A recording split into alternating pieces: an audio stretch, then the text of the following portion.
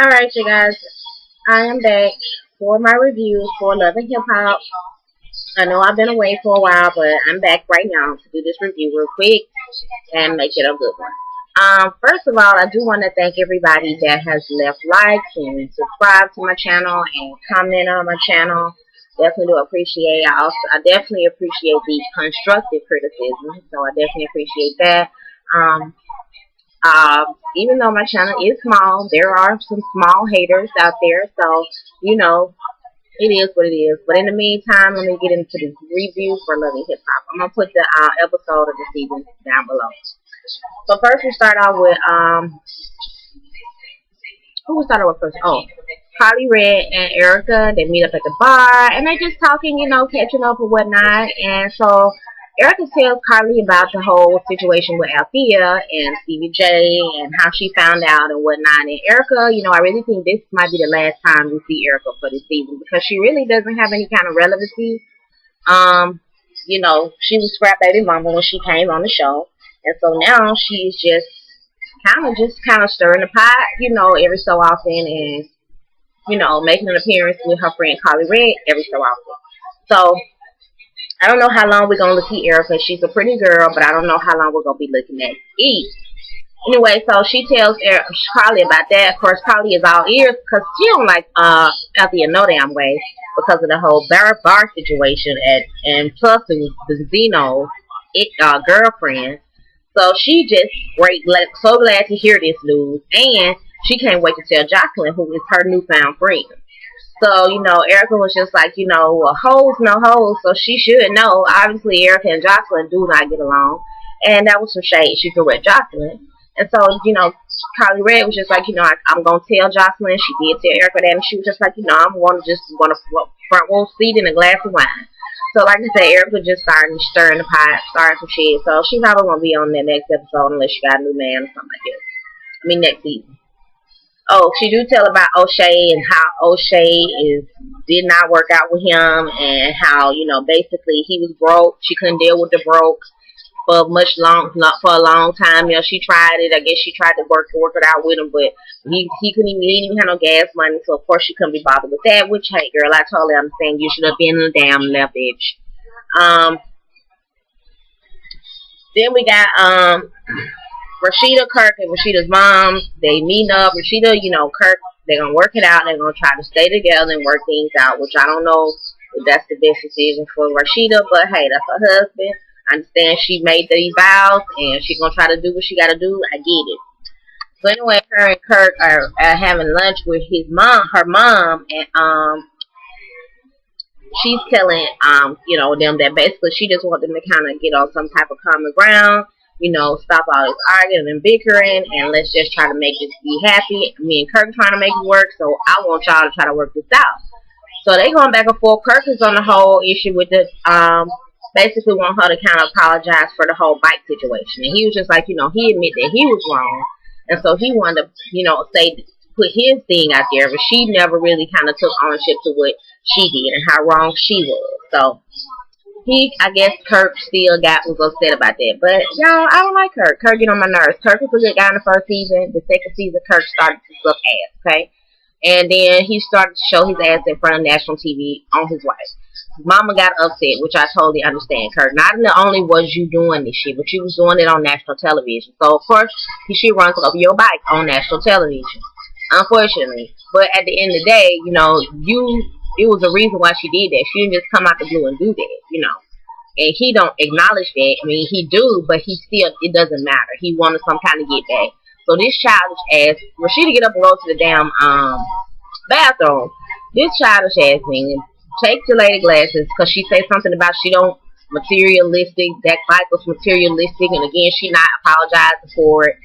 Take the glasses, Chanel, by the way, rip them in half.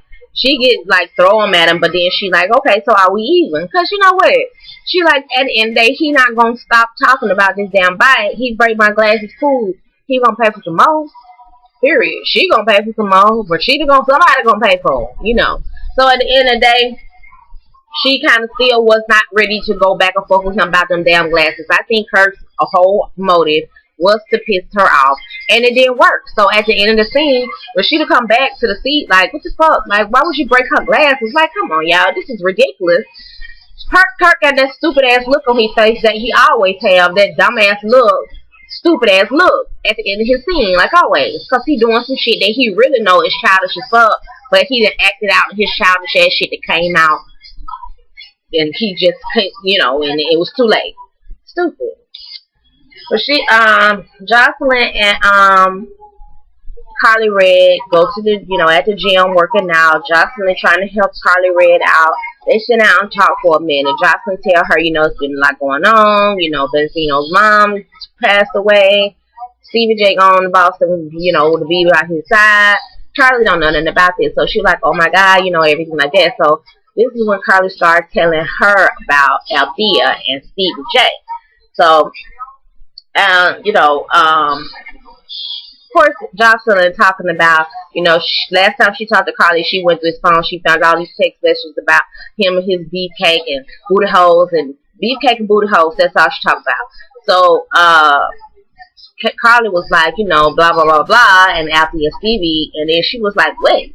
So she was like, you know, she explained to her what Erica told her about Althea and Stevie and being sitting on the couch and at Stevie's house when Mimi came to pick up the baby with bells and nothing on, and he had on a towel and blah, blah, blah, blah. So Jocelyn like, this, you mean to tell me this bitch has been in my house and to fuck my man? You know, and I feel her like, you coming in here like you all on some up and up. You just came up here and you done ate. She's like, she ate off of my good damn shit because they was eating off their so-called Versace plate. You come in here for dinner with your new nigga. He obviously either he don't know or, but you know, they know she don't get down like that. Like, why would they bring her around her? Whatever. But I just don't think, I would not want to be in the same room with my ex-exes and not know. Like, it ain't no whole beef. We ain't got to fight. We ain't got to beef. We ain't got to do nothing. But I just want to know who I'm in the room with. You know what I'm saying? I just want to know. Shoot me because I want to know. But I want to know. She ain't got to pay. Y'all ain't got to give her none of my time and none of my attention. But I just want to know that we're in the same room together. And if he don't respect me enough to tell me this, we got a problem. Period. So either she didn't tell him at the time or whatever, but her and Stevie J had this whole inside thing, and I think that's on some bullshit. So of course Jocelyn like, oh okay, so that's what's up. She gonna talk to him when he get there. Boom, bang. Tammy and Walker mom was talking about this whole wedding situation since Walker's brother passed. So she's like, I just don't want to do the whole big wedding thing no more. I just want to do the small thing, you know, just the family, just us. Tammy, of course, was happy to hear this because she was like, I never wanted to do a big wedding anyway. So she glad to hear about this. They you know, they having their little bonding moment or whatnot, and they start talking about the little brother that committed suicide and had a little flashback about that. But at the end of the day, I like Tammy and I like Walker. I really think they make a really cute couple, and she didn't bring a whole lot of drama to the season, but I definitely like her and her personality, so I hope she come back. Yeah, so they're going to do the whole small wedding situation, and that's going to be what that is. Then we got Benzino. You know, he's in Boston going to his mom's funeral. You know, they show the whole little scene about what happened. So they show what it looked like to me is they were on the interstate, I guess in a procession, and the car pulled up on the side of him and shot at him. Now, this is the part I don't understand. Like, why is it that you shooting at you in a procession? That's wrong. Hey, you pull up on the side of me and shoot me. So he said that, you know, he in the hospital laying down or whatever. Althea is there by his side, and he just telling her about what happened, you know, how he just kind of was driving and she just pulled up, like he got hit in the arm and he felt like a graze, and he was just like, you know, it kind of messed him up, and he was real emotional, and she was emotional also, and, you know, I really kind of think this was a genuine scene, y'all. I don't know how genuine, but I do think this was a genuine scene, because I feel like his emotions, for some reason, but you know, is probably the only cast member on here that got a little bit of sense, just a little bit of sense. So I do feel like this was a genuine scene to the point where, You know, his whole feelings and tears were genuine. Just to happen to have to lose a parent, I cannot even imagine how that would be, Lord forbid. But I do understand, you know, that I do feel like his feelings were genuine and everything. And so he started talking about Althea, about the whole Stevie J and her Stevie J situation, and that he don't care. You know, he love her. He just want to be with her. Her past is her past, and you know he gonna move past that, and he don't really care. And this is my thing, people. If you're gonna definitely take in a mate, and you're gonna actually determine that they pass is they pass, and you not tripping about it, whether it was a friend that you know or not. Or because, like I said, it's different when you fucking a friend and you know that you fucking this friend, your friend ex. But it's another thing when you don't know. So I really believe that Benzino did not know, and you know, I don't think that. I think maybe Althea and Stevie J was in cahoots, but you know, at the end of the day, Benzino is ready to put it behind him. So he tells her that, you know, they best friends. My best friend, I love you, you know, and I'm not gonna let this affect us, you know. So, you know, she feels the same way. She is pretty genuine about her feelings as well, and you know, they kind of kiss and make up. Bam! Here comes Stevie J ass walking in the door as they having this intimate moment about his ass and how the fact that he ain't tripping on the fact that he fucked her. How weird. So whatever. So Benzino kind of cuts conversation for a second.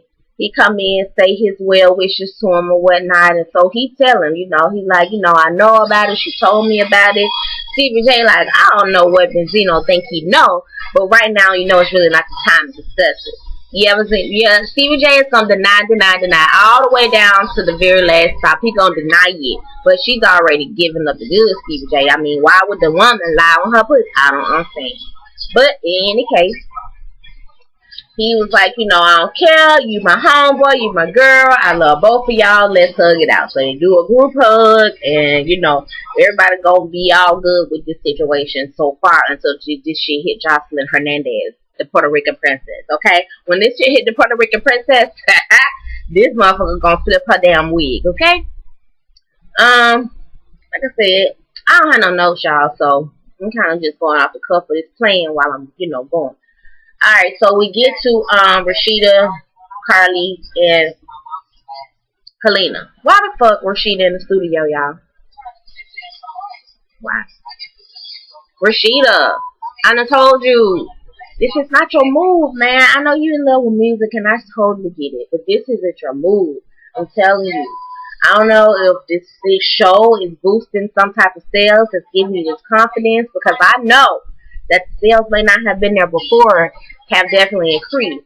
But at the end of the day, like Rashida, I like Rashida. I think she is beautiful. I just like her. You know, she from where I'm from. You know, she down south, so she is my kind of girl. She a Gemini. You know, so I like her as a girly girl. Like, I like Rashida, and I like what she stand for, but she is not, I don't know if it's the way she's flowing. I don't know what it is. I just ain't feeling the music. I want her to do something else.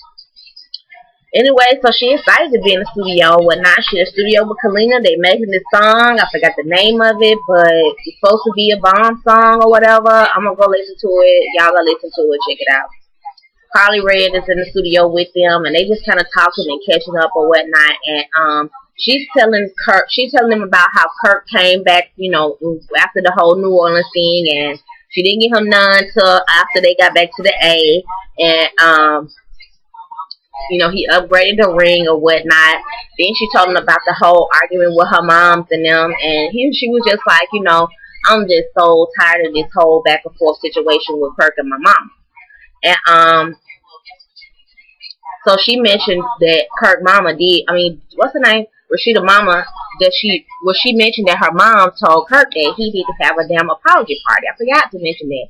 That's what she told him, that you apologize in front of family and friends, because like I said, she was upset because he publicly humiliated her, and she wants him to publicly apologize, which makes sense at the end of the day. Like, you did this shit on national TV, Kirk. Come on, like, why would you do that? We weren't even looking at y'all like that. The first season, y'all was the bomb couple. You know, you come back the next season and wild out. So I get it, you know. And he won't. She does. She told the girls about that. Kalina was like, you know, that's funny. She was tripping on top of it. But at the end of the day, it's a good idea at the end of the day. And she was just like, she wasn't missing for the world. So they started talking to whatnot and laughing about that. Then Carly Rae get this whole text message situation about Benzino getting shot. So everybody kind of pick up their phones to kind of check it out, see if it's real. Rashida called or text Kirk or whatnot, and Kalina text her husband Vic. I thought his name was Tony the whole time. I guess his name Vic. Anyway, so she texts Vic. And, you know, she just talking about, you know, she knew that his mom passed away and she knew he was going down there. But, so she starts reading the article and it starts talking about how he was shot by a family member. It's at going to the wedding and they just like, oh my God, you know, that is terrible. You know, and it is bad. That's bad. It sound bad. It look bad.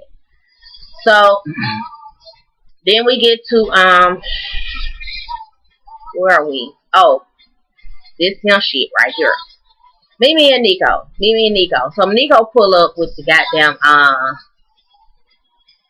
sex tape preview that we all saw before the tape actually came out, you know, where it was a lot going on in the trailer. He come in with, you know, glad to show her the shit with the fucking roses. Bitch, what the fuck you want with these goddamn roses? I don't want no goddamn roses from you. He said he hadn't talked to her ass like she been cut him off or whatever. Mimi ain't got no ass, y'all. None. Now, one episode, she got all these tips, but now she ain't got no ass.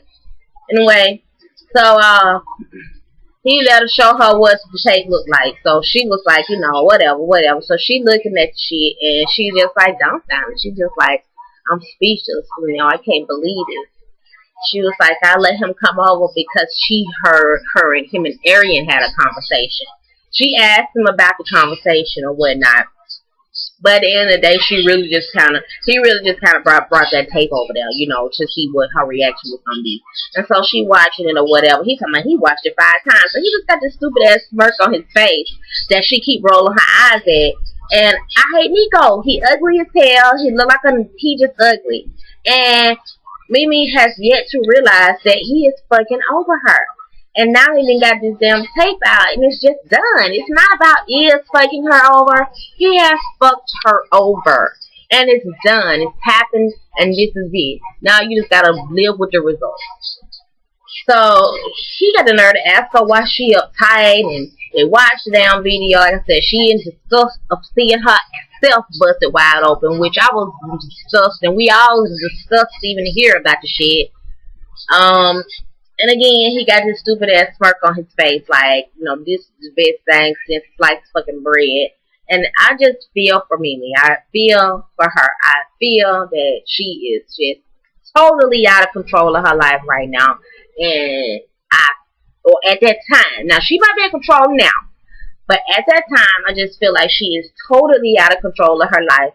And this is how he got in. This is what happens. She tells Arian like that. You know, she just choose some fucked up ass men.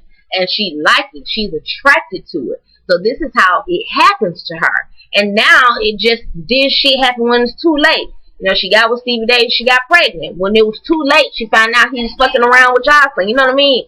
Like, shit started happening around the fucked up time in her life when she get with these men.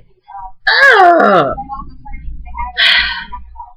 Tammy and Walker have dinner about this marriage, honey. And so, Tammy and Walker gonna get married and they gonna go to the courthouse. Walker don't want no big wedding. Walker don't want no small wedding. Walker don't want none of that shit. He just want to go get married and have his family and be. That's all he want to do. Again, I like Tammy and I like Walker and I like their whole love.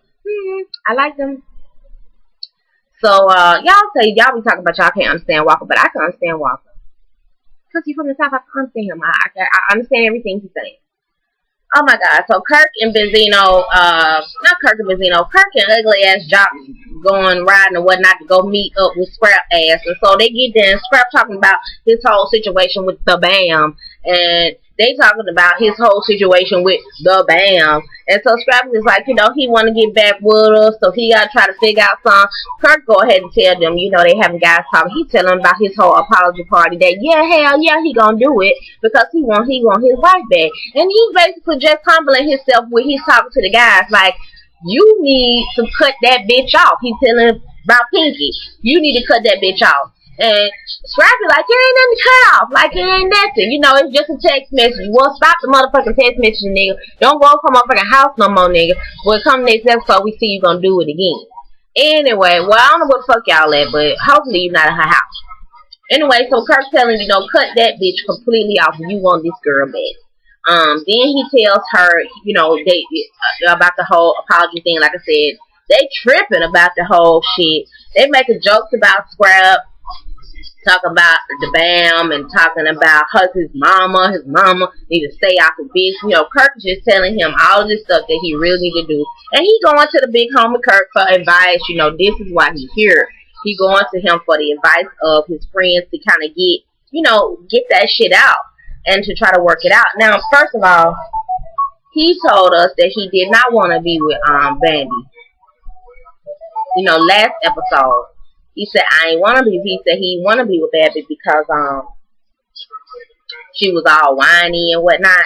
So now he come back this episode and he want to be with her. Now, truth be told, I like him and Bambi. I really do like their relationship. I think they're a cute couple. I follow both of them on Instagram, and I see that they really are into each other, and I like it. I think it's cute. I like Bambi since she was on Basketball Wives. Bambi ain't with that bullshit. She a real chick, and I like her.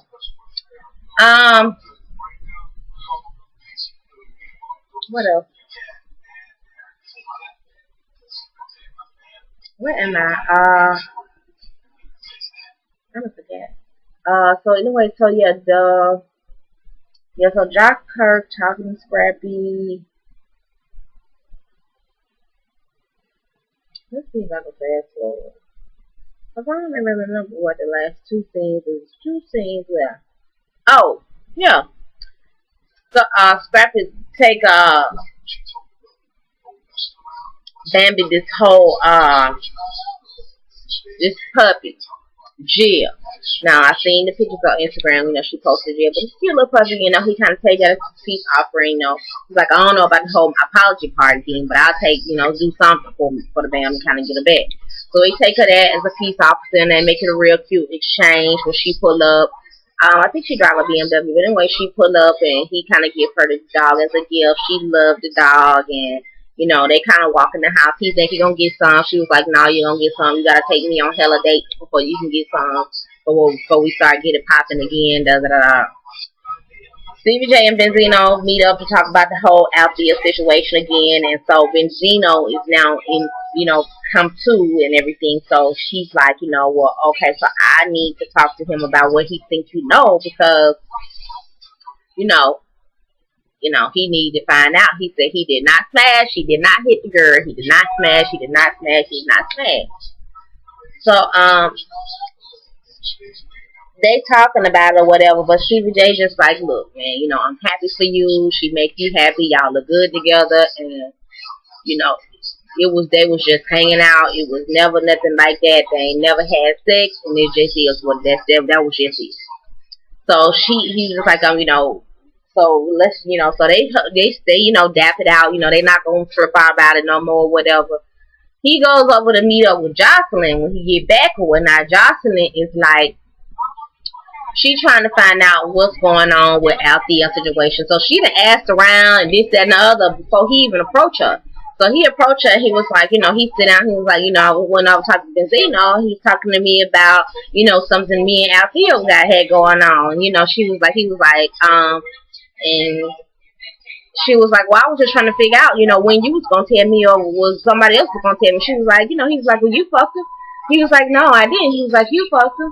So they arguing back and forth, and Stevie when she start hitting them points. You know how we do, ladies. We hit them points. I already done checked out this shit. I already done heard about it, and I would whoop her motherfucking ass because she was in my house around me with that shit. She was like, and I ought to beat your ass, but I can't beat your ass, so I'm gonna beat her ass. So, you know, they going back and forth. Of course, Duvier getting his whole defensive mode. Like, you ain't gonna do shit to me. And, you know, it is what it is. Whatever. You can leave. I can leave. You know how they do, ladies. And so, you know, he kind of walk out on her. But she's sitting there like, you tell that hoe, I'm going to beat her ass. You tell her nigga, I'm going to beat her ass. So, Jocelyn going to beat the girl ass. Alright. So, this is the really good episode. Appreciate y'all for watching. Subscribe, like, comment. Peace.